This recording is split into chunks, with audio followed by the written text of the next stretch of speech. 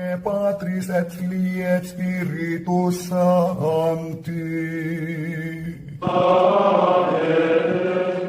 Dominus vobiscum. Sahabat peradaban kasih ekologis yang terkasih, selamat berjumpa dalam renungan harian bersama saya melalui channel ini. Semoga panjenengan selalu sehat, tetap semangat tanpa sambat, dan selalu bahagia kebahagiaan yang bersumber dari Tuhan Allah kita. Mari kita awali perjumpaan kita dengan bersatu di dalam doa. Kita menggunakan Mazmur tanggapan pada hari ini, Mazmur 34. Orang yang tertindas berseru dan Tuhan mendengarkan. Aku hendak memuji Tuhan setiap waktu. Puji-pujian kepadanya selalu ada di dalam mulutku. Karena Tuhan, jiwaku bermegah. Biarlah orang-orang yang rendah hati mendengarnya dan bersukacita. Wajah Tuhan menentang orang-orang yang berbuat jahat untuk melenyapkan ingatan akan mereka dari muka bumi. Apabila orang benar itu berseru-seru, maka Tuhan mendengar. Dari segala kesesakannya mereka Ia lepaskan. Tuhan itu dekat kepada orang yang patah hati. Ia menyelamatkan orang-orang yang remuk jiwanya. Tuhan membebaskan jiwa hamba-hambanya, dan semua yang berlindung padanya tidak akan menanggung hukuman. Kemuliaan kepada Bapa dan Putra dan Roh Kudus, seperti pada permulaan, sekarang, selalu, dan sepanjang segala abad. Amin. Sahabat peradaban kasih ekologis yang terkasih, hari ini adalah hari Minggu biasa yang ke-30, seturut penanggalan liturgi kita.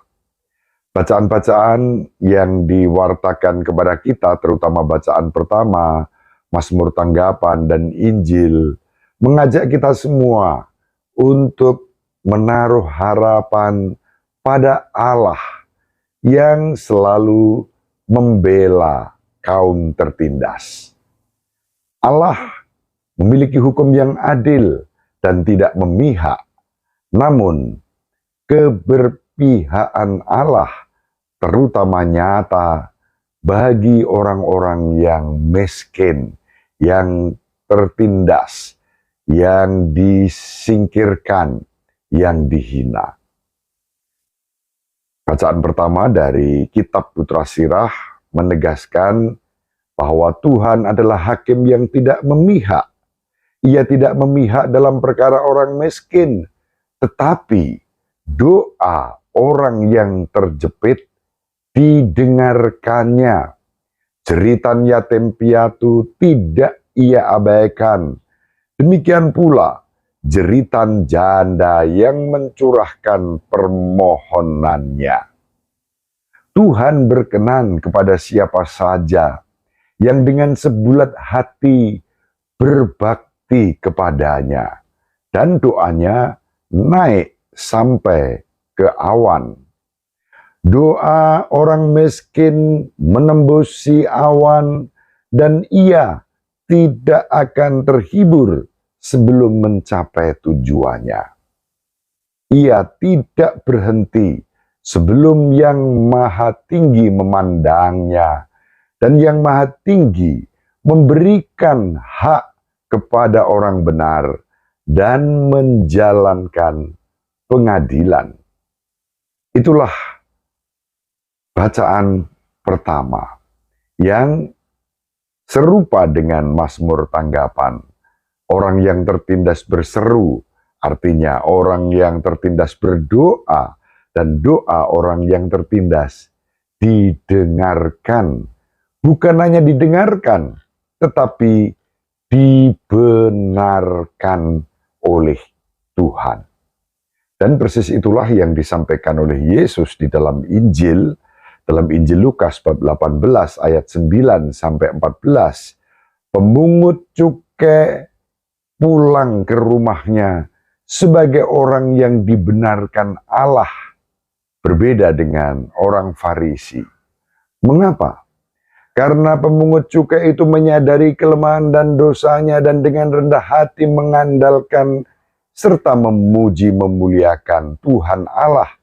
Sedangkan orang-orang Farisi dalam doanya bukannya memuji Allah, tetapi memuji dan meninggikan dirinya sendiri. Doa orang yang benar, orang yang tertindas, orang yang miskin didengarkan dan dibenarkan oleh Allah. Sahabat peradaban kasih ekologis yang terkasih, orang Farisi tadi bukan hanya berdoa dengan meninggikan dirinya sendiri, memamerkan kesalehan-kesalehannya, tetapi juga menghina dan merendahkan pemungut cukai. Dan pemungut cukai hanya bisa berdiri sambil tunduk, menebah-nebah dadanya sambil berdoa, "Ya Allah, kasihanilah aku, orang yang berdosa ini." Inilah doa orang yang tertindas, doa orang miskin yang didengarkan dan dibenarkan Allah. Bagaimana kita berdoa di hadapan Allah? Apakah kita berdoa dengan cara arogan, sombong, bahkan sambil menghina dan merendahkan orang lain? Ataukah kita berdoa dengan rendah hati, hanya mengandalkan Allah saja? Dan doa kita dibenarkan, hidup kita diberkati Tuhan. Mari kita saling mendoakan agar kita diberi anugerah kerendahan hati di dalam doa-doa kita sebagai orang yang miskin, yang mengandalkan kekuatan Allah dalam kehidupan kita, dan Allah membenarkan doa kita. Ibu Maria selalu mendoakan kita, Bapak Yusuf merestui kita dengan keheningannya. Semoga panjenengan semua sahabat peradaban kasih ekologis yang terkasih, bersama seluruh anggota keluarga dimanapun berada, dibimbing, dilindungi dan diberkati oleh Allah yang Maha Kuasa, Bapa dan Putera dan Roh Kudus. Amin.